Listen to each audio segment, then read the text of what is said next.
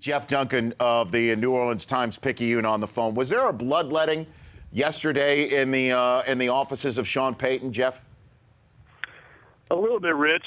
You know, one of Sean Payton's mentors, Bill Parcells, one of his longtime motivational tactics was to create a crisis. Well, I think Sean Payton already has a crisis on his hands, so he's not creating one here, but he's definitely trying to shake things up and get the attention of this locker room, because I think the Saints' problems are clearly between the ears, not between the lines. So why did he choose the people that he chose to either cut or bench?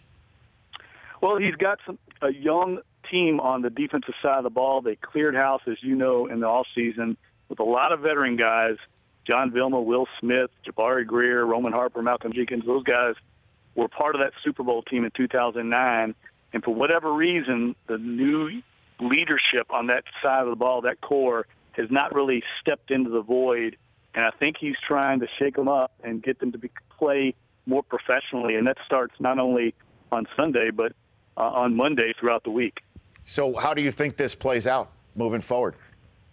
You know, I don't know, Rich. I've never seen Drew Brees and Sean Payton as perplexed as they are since they've been here in New Orleans. They really don't seem to have their finger on what to do, whether it's physical or mental. So I don't know what team we're going to see week to week, but Lord knows they're in it because of the NFC South. Yeah, Jeff Duncan of the Times-Picayune here. We had Wendell Pierce, the actor, who's a huge Saints fan to the point where many people think that he blindly follows the team. But he knows what he sees on the field. He pointed out that there is a way, possibly, for the Saints to be an under 500 division-winning team welcoming in a Super Bowl champion in the Seahawks and paying them back for what happened 4 years ago. Do you see that happening, Jeff? It could easily happen. The way this system's played out, somebody's going to win the NFC South. And the Saints, we all know, Rich, have the talent to put it together. I mean, this was the last team to beat the Green Bay Packers, and they beat them pretty soundly. They went on the road and beat Pittsburgh.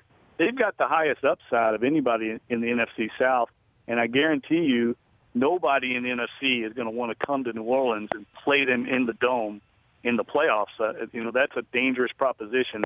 But this team, I don't think, is good enough to go on a run like the Giants did a few years ago in the wild card. I mean, they're just not talented enough, but I do think they could spring an upset. They're very dangerous. Jeff, thanks for calling in. I appreciate it. Yeah, anytime, Rich. Take care. You bet. That's Jeff Duncan of the Times-Picayune in New Orleans. The Rich Eisen Show, weekdays at noon Eastern. On Audience.